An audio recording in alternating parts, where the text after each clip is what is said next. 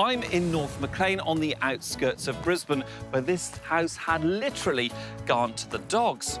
Have Charlie, Shane and the team done enough to help homeowner Kelly out of a rather rough situation?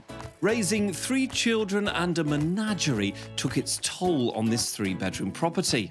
But with Charlie's updates, it's now a great space for families or party animals.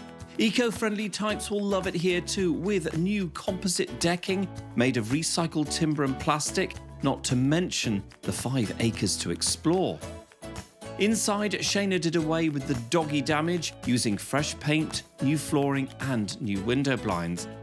And in the bathroom, we've shed the old shower screen and resprayed the rest. There's a real feel of country charm in here now, perfect for a semi-rural home. The mongrel has been made over. You could almost call it best in show.